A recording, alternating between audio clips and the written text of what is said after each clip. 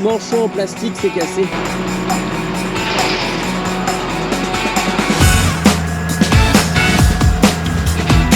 Je suis crevé, putain. Oh putain de merde.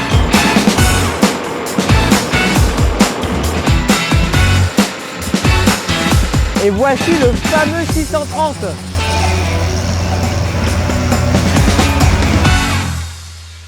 Bon les amis, bonjour, j'espère que ça va bien. Donc aujourd'hui nous sommes le 10 mars et on va entreprendre les semis de printemps. Donc en tout on a 18 hectares et demi de févrole à semer et 2 fois 5 hectares et demi en orge de printemps. Donc là ce matin on attelle le semoir sur le 830, le 826 sur la S rotative. Vous avez tout le programme, mettez un pouce bleu, allez vous abonner et je vous souhaite une bonne vidéo.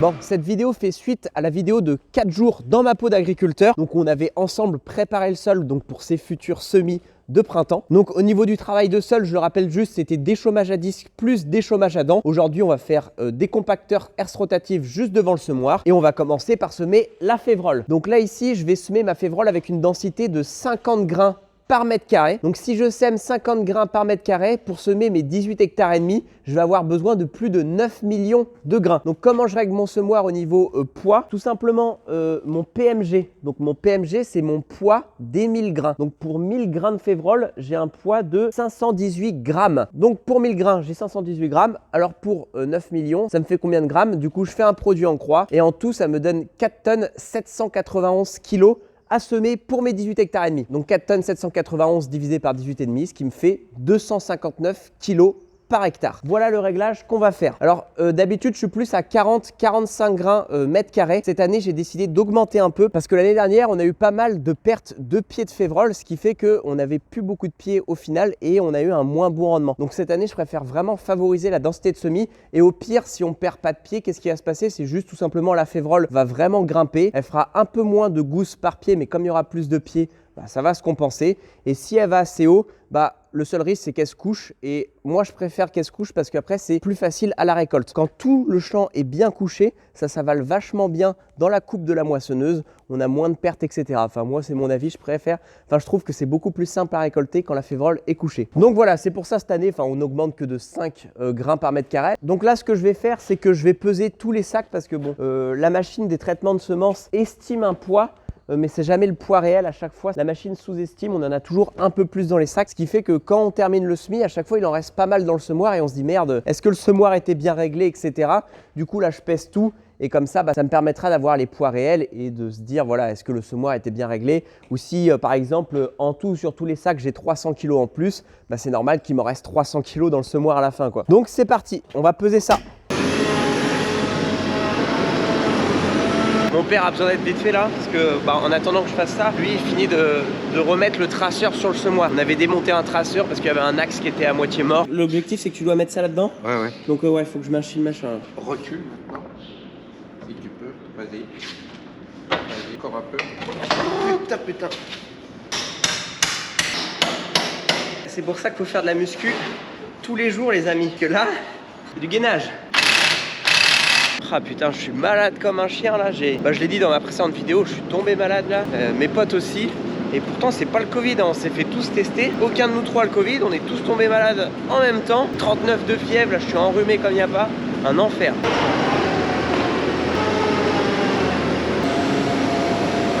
Donc là, sur le sac, c'est annoncé 504 kg. On va voir si c'est réellement 504 kg quoi.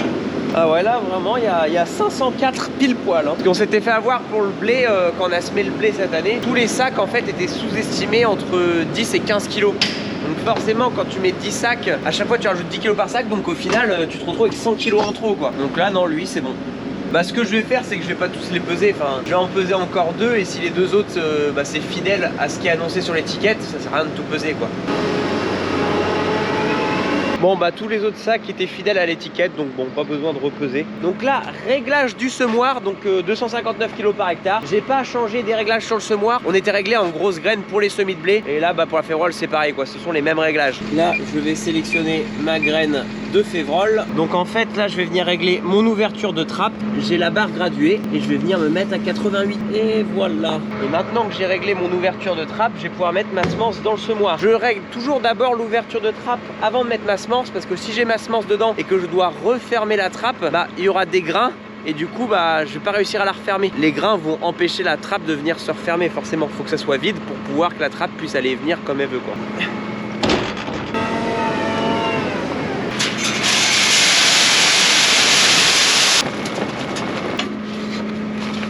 Et maintenant, je fais mon réglage de débit.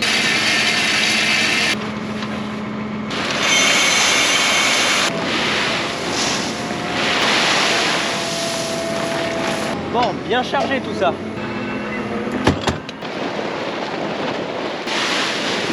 Bon, c'est parti. Nous voilà arrivés au champ. Mon père a commencé à travailler seul, forcément. Il va devoir prendre un peu d'avance. Enfin, là, je vais le remplacer. Parce que le semoir, forcément, va largement rattraper le décompacteur rotatif, quoi. Faut au moins prendre une heure et demie de travail d'avance avec cet outil pour que je puisse arriver avec le semoir, quoi. Ça fait un bolide de semences. Vous voyez, ici voilà, j'ai fait déchômage à disque pour supprimer le couvert végétal parce que le couvert végétal était beaucoup trop dense, qui fait que on est obligé de le passer avant de pouvoir passer un outil à dents parce que ça aurait bourré dans les dents, etc. Avec tellement qu'il y avait gros de couvert végétal. Donc une fois le coup de disque passé, on est avec le déchômeur à dents. Donc vous voyez que là quand même ça fait un travail grossier, quoi. Il y a des grosses mottes, etc. C'est pas très bien nivelé, c'est pas très beau pour arriver avec le semoir ici. Donc c'est pour ça que le coup d'air rotative c'est impeccable. Bon allez, hop là.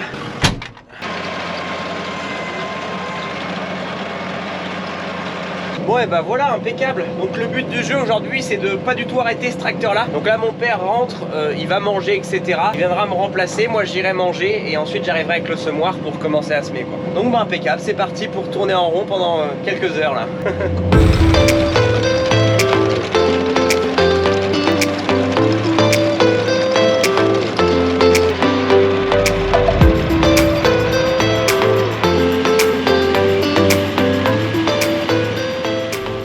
J'ai 4 hectares pile poil de fait là. Donc bon, il y a un peu d'avance. En un aller-retour, je fais 0,5 hectares pile poil. Donc là, il y a d'assez longues longueurs. Mon père vient d'arriver avec le semoir, donc il va me remplacer à travailler le seul. Moi, je vais aller manger. Bon les amis, j'ai fini de manger. Je viens tout juste de me mettre en route. Donc là, j'ai avancé de 20 mètres. Je m'arrête et puis je vais regarder la profondeur, si ça sème bien partout, etc. Donc déjà, est-ce que ça sème partout? Déjà, j'ai du grain à chaque descente. Donc ça, je m'arrêterai souvent vérifier les descentes de semis, surtout quand on sème de la févrole. Pourquoi? Parce que les graines de févrole sont bien plus grosses que des graines de blé ou autre. Et aussi, il y a gros de densité, on est à 250 kg par hectare. Donc en fait, quand le grain coule, les tuyaux sont très encombrés, quoi. Et comme les graines de févrole, etc. sont grosses, parfois avec des débris végétaux, ça peut facilement se coincer. Il peut facilement y avoir un bouchon qui va se créer dans ces tuyaux là, et ce qui fait que ça bouche la descente de semis. Mon semis est assez profond, les socles là vont assez profond, mais bon, en févrole c'est pas déconnant, hein. La févrole c'est une grosse graine, on va l'enfoncer à 5 cm de profondeur et puis comme ça on va aller chercher la fraîcheur du sol en profondeur. Là si on arrive sur une période de 2-3 semaines de sec, ça mettra plus de temps à devenir sec à cette profondeur là que en surface, quoi. On va essayer de retrouver. Bon, c'est des graines assez grosses, on devrait les retrouver quand même facilement, non? Vous voyez, on est quand même assez profond, hein. Je pense que les réglages, moi, je les trouve pas déconnants, hein. De toute façon, ce que je vais faire là, mon père est en train de remonter. Je vais quand même l'attendre. À chaque fois qu'on met en route le semoir, on le fait quand même à deux. D'avoir un deuxième avis permet de mieux orienter mon hésitation, quoi. Bon, bah super, les réglages nous conviennent. Donc là, vous voyez que le soleil s'est invité. La terre reblanchit vachement, enfin, conditions de semis idéales. Donc bah, c'est parti.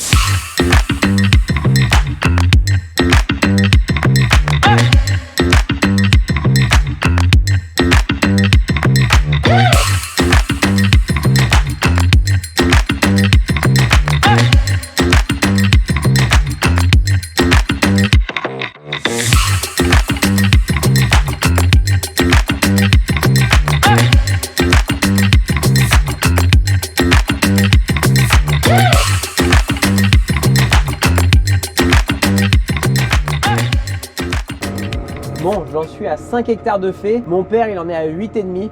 Donc pour le moment ça se passe bien, je le rattrape gentiment, mais de toute façon je vais devoir aller refaire le plein de semences avant que j'arrive à le rattraper, je suppose. Donc en ce qui concerne la culture de févrole, c'est un peu particulier, c'est pas une céréale comme le blé ou le maïs, etc. Donc la févrole c'est une fabacée, c'est une légumineuse et elle présente une particularité qui est qu'elle se nourrit elle-même en azote. Elle peut capter l'azote de l'air pour la retransformer en azote ammoniacal et s'autosuffire en azote en fait. Il n'y a pas besoin de faire d'apport d'azote comme on fait pour le colza, le blé ou le maïs. La févrole vraiment est autonome. Comment ça se passe? Ça c'est grâce à des nodosités. Ce sont des toutes petites boules au bout des radicelles des racines de la févrole qui vont faire tout ce processus. En gros, comment ça se passe? Quand la févrole va se développer, en fait, au bout de ses radicelles, elle va envoyer des toxines dans le sol pour attirer des bactéries du type Rhizobium. Une fois que les bactéries vont s'accumuler autour du radicelle grâce à la toxine, et ben le radicelle va venir s'enfermer, s'entourer autour des bactéries, enfermer toutes les bactéries et faire la petite boule qui s'appelle la nodosité. Donc une fois que toutes les bactéries sont présentes dans la nodosité et commencent à être actives, comment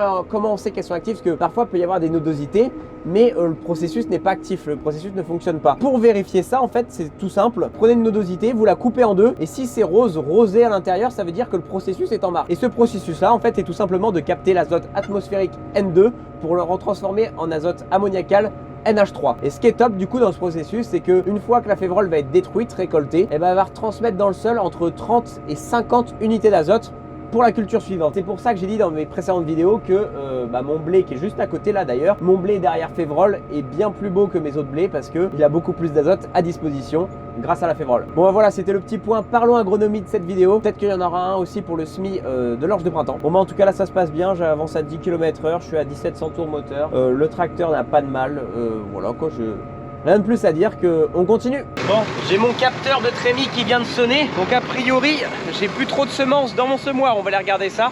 Allez. Effectivement, je vais pas pouvoir refaire la montée là. Il y a tellement des grandes longueurs que je peux pas me dire je termine la longueur. Et vous voyez ici là, c'est pas mal, hein, c'est propre. C'est l'endroit où on avait changé le drain dans ma vidéo 72 heures dans ma peau. Il y a un mois, on penserait pas semer de la févrole à cet endroit là. Hein. C'était vraiment un chantier pas possible. Et aujourd'hui, ça a bien séché. Le fait d'avoir passé les outils, etc. C'est bien nivelé, c'est impeccable. Bon allez, on va faire le plein.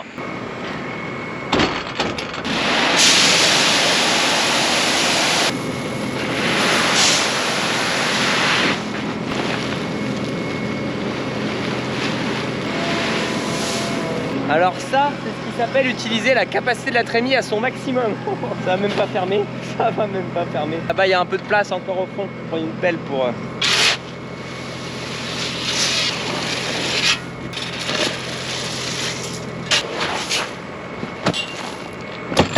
Ça va être lourd à tirer pour le tracteur. Bon, ça va occuper 5 minutes là. Qu'est-ce qu'on fait? Comme tu veux, moi je peux continuer, hein. Moi ça me dérange pas, hein. C'est toi, hein. Si tu veux arrêter, t'arrêtes. Hein, si Non, tu mais... Ouais, tu continues toi ou t'arrêtes?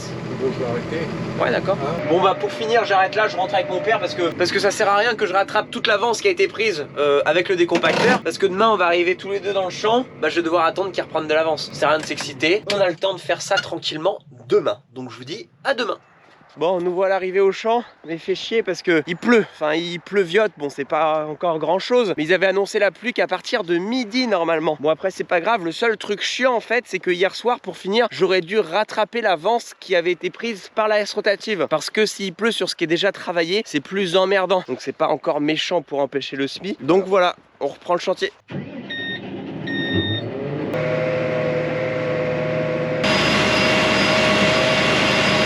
Bon, je suis descendu, regardez si j'avais pas de descente de boucher. Et en l'occurrence, j'ai un manchon de cassé. Hop, ça c'est cassé. Le manchon en plastique c'est cassé. Bon, c'est pas grave, j'en ai d'autres d'avance.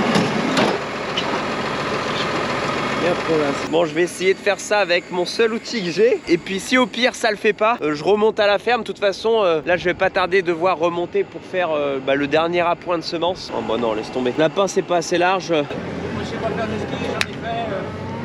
C'est pas débutant. Voilà, c'est bon. Bon les amis, là je suis vraiment pas malin là. Il y a un vieux tas de fumier qui traîne en bordure du champ. J'ai eu le malheur de mettre ma roue avant du tracteur un peu dedans pour faire mon demi-tour. Sauf que le tracteur a complètement glissé dans le tas et là c'est foutu là.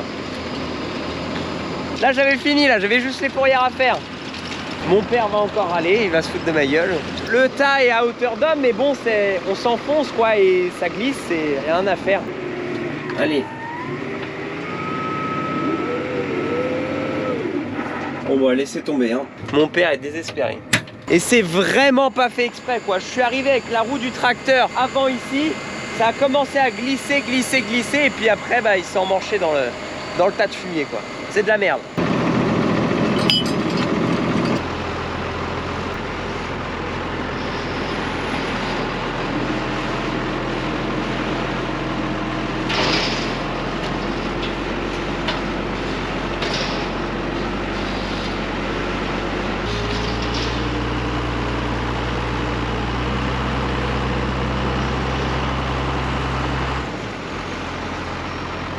Bon bah voilà, le 830 sorti, bon c'était pas bien compliqué, ça a pris 2 secondes mais fait chier quoi.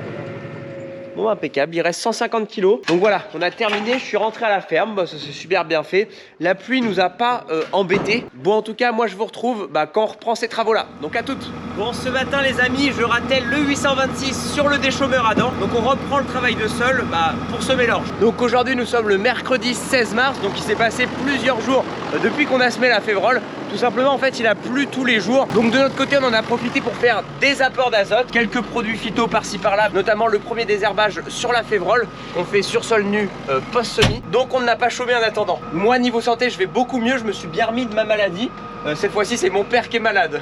Et vous voyez là j'accroche le déchômeur ici et l'entrée du champ se trouve juste ici. Donc c'est plutôt pratique, pas de route ici. Ça va peut-être être un peu gras sur les bords de haie. Parce que le 826 il est bien, il a de la puissance hein. Mais ses pneus avant sont des savonnettes, il n'a plus aucun crampon. C'est un matériel qui est assez tirant, donc bon on va bien voir. Bon là le sol est assez sec en fait en surface. Ici on est dans un terrain qui est très argileux. Donc en fait c'est soit mouillé soit sec, c'est jamais entre les deux. L'hiver c'est détrempé et dès qu'on a 2 jours de beau au début du printemps comme maintenant, là ça devient tout de suite sec.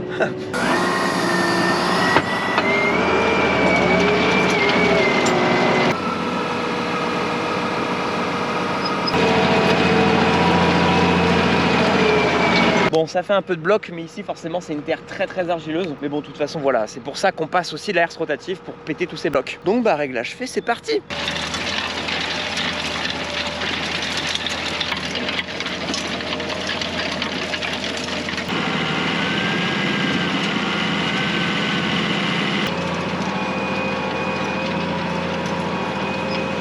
Bon, vous vous rendez certainement pas compte à la caméra, mais le champ est très pentu, enfin c'est une grosse cuvette. Dans le sens montant de la côte, ce tracteur, c'est une brute ce tracteur-là. Il a une puissance mais phénoménale. Il parlait un peu trop vite là, dans ce sens-là de la montée, il patine le con. Enfin, c'est pas la puissance qui manque, c'est surtout l'adhérence comme j'ai dit, ces pneus, des savonnettes quoi, on n'arrive à rien.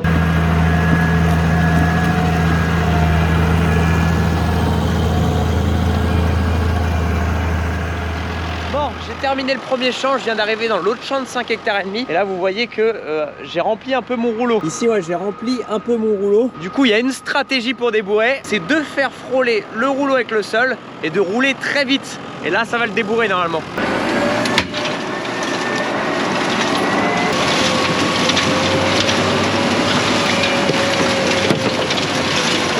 Et voilà, au rouleau débourré, il n'y a plus rien dedans. Forcément à rouler à 30 km/h, ça tourne très vite et bah forcément ça éjecte tout. Bon les amis, je viens de terminer le chantier, je viens de replier l'appareil et regardez, je viens de m'apercevoir à l'instant, en repliant, l'axe au 3e point qui est en train de se barrer, la goupille a disparu. Donc j'ai eu de la chance que le déchômeur soit pas tombé en plein milieu du champ. Il y aurait pas eu de casse, mais heureusement que je m'en aperçois maintenant avant de prendre la route, parce que imaginez ça tombe sur la route, ça aurait fait quelques dégâts je pense. Bon les amis, ce matin 17 mars, on va décrocher le déchômeur à dents pour atteler la herse rotative et commencer le lit final de semences.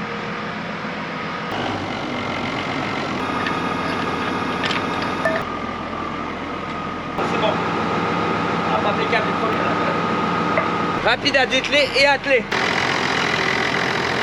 Je sais pas si vous voyez mais au loin c'est la mer et avec la caméra biologique c'est bien sympa, regardez il y a de belles couleurs aujourd'hui. Le temps va être idéal là. Il a plu hier, il a plu quoi, un peu moins d'1 millimètre, 1 millimètre, c'est pas méchant, vous voyez que ça reblanchit déjà au-dessus etc. ici.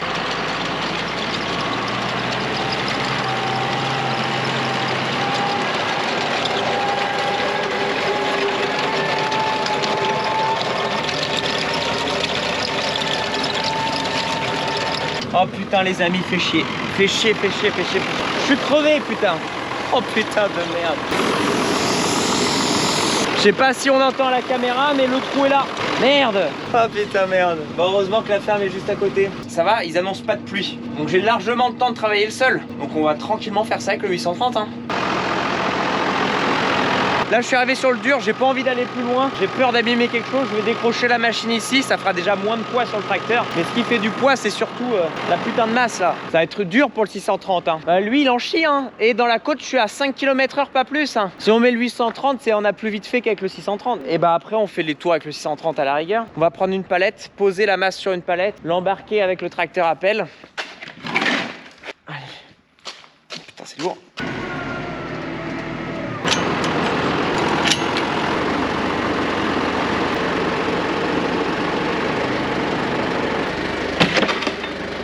Le but c'est de faire avancer le tracteur d'au moins 10 mètres pour libérer l'herse rotative. Donc avec ce tracteur là et une sangle, on va soulager un peu l'avant du tracteur pour éviter que ça écrase trop le pneu et que ça abîme quoi.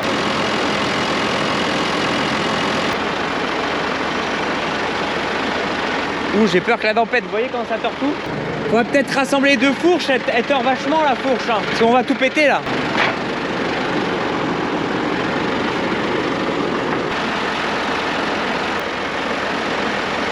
On avance comme ça.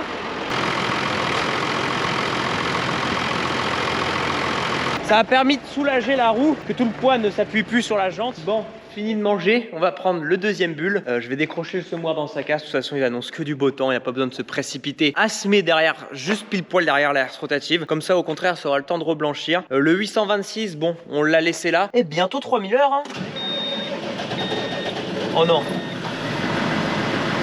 Oh, vous avez entendu, il a cafouillé hein. Ça faisait 2 jours on l'avait pas utilisé, la batterie on sentait qu'elle avait déjà faibli. Ça se trouve la batterie est morte hein. Donc vous allez me dire, je pourrais prendre le 630. Voilà, c'est tout ce que j'ai à dire. Même le 826 là, dans les phases montantes, c'est un champ qui est très pentu en fait, avec de l'argile etc. La terre est quand même dure. Le 826 avait du mal à monter à certains endroits à pas plus de 5 km/h. Donc foutre ce 630 là, qui fait 40 chevaux de moins sur le papier, ça le ferait, on l'a déjà fait etc. Mais je pense qu'on est plus rapide à directement mettre le 830. Mais là, on n'est pas vraiment pressé par le travail du coup. Tranquillement faire ça avec ce tracteur bien plus confortable.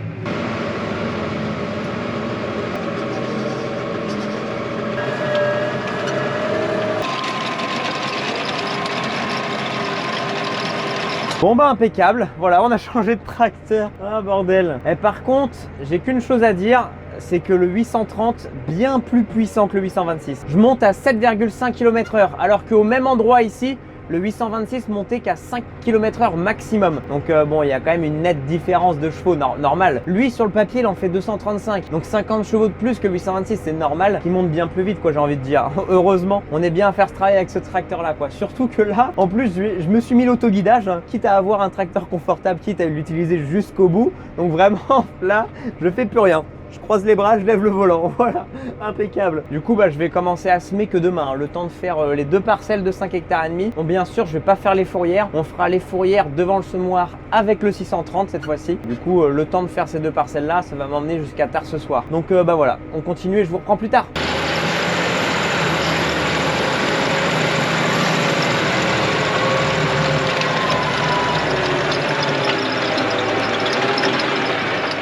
Quel temps les amis ce matin, c'est magnifique, il y a de super belles couleurs, donc ça va être impeccable pour semer. Mais première chose à faire, c'est de prendre le télescope et de déplacer le 826. Forcément on va le mettre à l'abri etc. On va le mettre sur cale, on va pas le laisser plus longtemps penché sur la jante comme ça risque d'avoir sévèrement abîmer le pneu je pense. Et après on va faire venir Best Drive, ce sont les réparateurs, à chaque fois on fait appel à eux et ça se passe toujours super bien.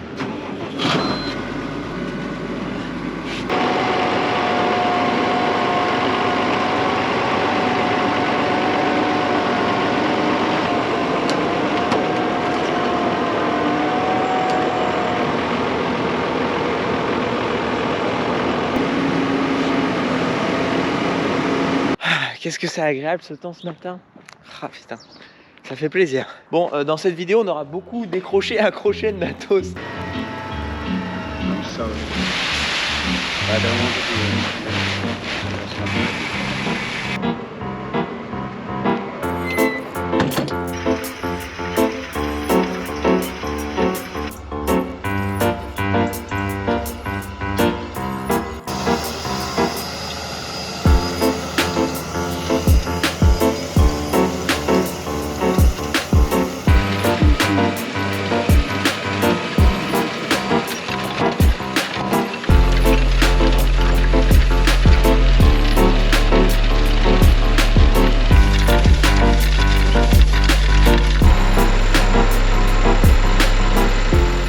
Bon, ça y est, j'ai fini le premier champ, enfin du moins tout le plein champ, j'ai pas fait les fourrières. Donc là je suis dans le deuxième champ, mon père va commencer à travailler les fourrières avec le 630 et la herse rotative. Donc on a remis la herse rotative sur le 630 forcément. Donc maintenant je vais faire une petite minute parlons agronomie, donc sur le sujet de l'orge de printemps, donc ce qu'on fait ici. Donc je vais d'abord remettre le contexte, pourquoi déjà on sème de l'orge de printemps, pourquoi pas de l'orge d'hiver. Tout simplement parce que ici on avait fait 2 années de suite de maïs grain et faut savoir ici que c'est des terrains très difficiles. Donc quand on récolte le maïs grain, on est déjà début fin novembre, donc le terrain est trop difficile, trop humide pour venir implanter en fait une culture d'hiver. Donc c'est pour ça qu'on fait le choix de semer une culture de printemps. Impossible à reprendre la terre ici pendant l'hiver, on est obligé d'attendre le printemps que tout ressèche correctement. Donc c'est pour ça qu'on fait le choix de l'orge de printemps. On aurait pu faire de la févrole, une autre culture de printemps, etc. Il faut savoir que dans des terrains très argileux, la févrole ça a quand même plus de mal. L'orge est une culture qui va vraiment pousser très facilement, même dans des mauvaises conditions, même si la graine est mal implantée dans le sol. L'orge est une graine qui germe très facilement quoi. Donc l'orge forcément c'est une céréale, c'est une graminée. Donc ce qui va changer en fait avec mon orge d'hiver ici, c'est qu'en fait le cycle végétatif va être divisé par 2. Donc pour une orge de printemps ici, en moyenne son cycle végétatif va être de 100 jours, alors qu'on va être plus autour de 250 jours pour une orge d'hiver. Donc en fait ce qui change entre les deux orges, c'est tout simplement la génétique. Ici en fait on va avoir une orge qui va être très précoce, qui va moins bien supporter le froid d'ailleurs. On a toujours peur nous après les semis qu'au mois de fin avril, début mai, qu'il y ait des gelées matinales. Ça, les gelées matinales, ce qui nous fait le plus peur, c'est ce qui pourrait le plus nous pénaliser notre orge. D'ailleurs, on le dit souvent en ce moment que là, on arrive à une période un peu critique en termes de météo. En ce moment, mi-mars, là, c'est que le matin, c'est possible qu'on ait des gelées jusqu'à moins 3 degrés. Et moins 3 degrés, ça peut commencer à être embêtant pour les cultures d'hiver. Donc le colza qui lui est en train de fleurir, donc ça pourrait avorter la floraison. Et aussi notamment sur le blé qui arrive à épi 1 cm. Épi 1 cm, c'est aussi un facteur clé où là, il est fragile au niveau du gel. Bref, je m'égare de l'orge, mais voilà, comme ça vous avez ce petit contexte aussi. Donc ici nous avons une orge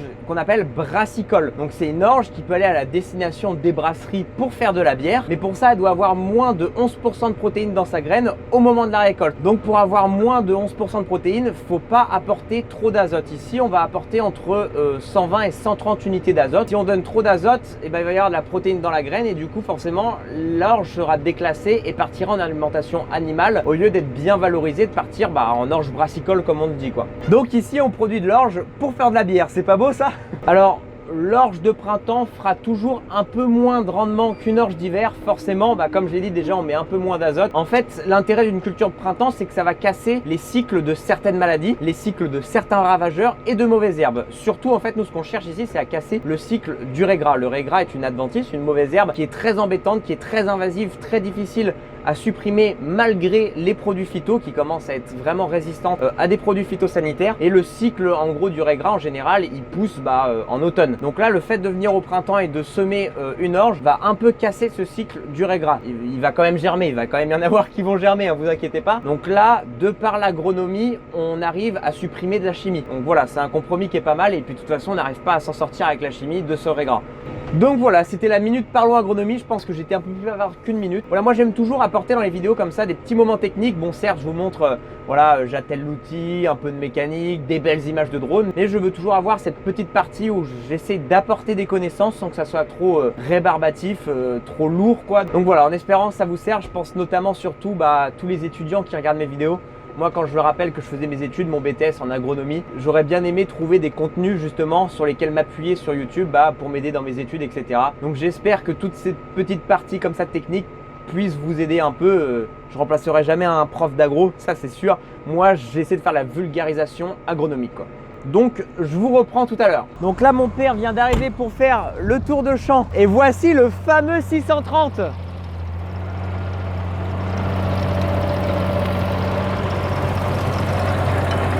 J'ai plein de messages sur Insta, de commentaires de vous tous qui me disent « Mais Marc, quand est-ce que tu nous montres le 630 en vidéo ?» C'est vrai que je pense qu'il n'est jamais apparu dans une de mes vidéos depuis les 2 ans qu'on est sur YouTube. Je pense, hein. Peut-être à vérifier, mais tout simplement les amis, je l'utilise jamais pour faire tous les chantiers que je vous montre. Pour les semis, travaux de sol, moissons, etc. On l'utilise jamais pour ces travaux-là en fait. Donc en fait voilà, on l'utilise assez peu. Il fait beaucoup de 24 tonnes avec la benne 24 tonnes de transport de fumier durant tout l'hiver, etc. Et c'est lui aussi qui fait la presse, donc la presse à balles rondes. Sauf les amis, c'est pas moi qui fais la presse à balles rondes. Moi pendant ce temps-là, je suis sur la moissonneuse. Donc forcément, je vais pas filmer pendant que je moissonne quoi. Donc là, à défaut d'avoir un 826 qui fonctionne, on a mis le 630 là-dessus. Donc je ferai peut-être un tour avec vous, ça, je pense qu'il y en a parmi vous, ça va vous faire un peu plaisir. Bon, c'est vrai que ce tracteur, il fait beaucoup plus de bruit qu'il n'a de puissance. Hein. Ouais, qu'est-ce qui ronfle, mais bon, il n'y a pas grand chose dans le sac. Hein.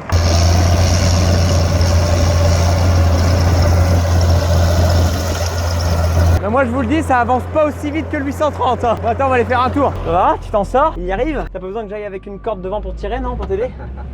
Je vais m'asseoir sur la masse, ça va le laisser un peu. Bon voilà, depuis le temps que vous me demandez de voir le 630 en vidéo, le voici. Rien d'exceptionnel par rapport aux autres tracteurs, hein.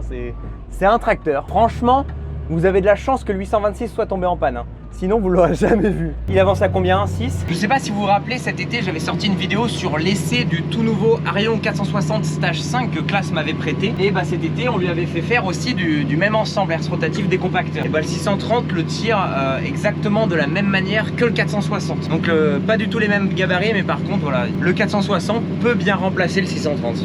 Voilà, j'ai fait ma dernière ligne droite. Tout ça, on est là-dedans. Normalement, j'ai eu assez. Oh, putain, il y a du vent.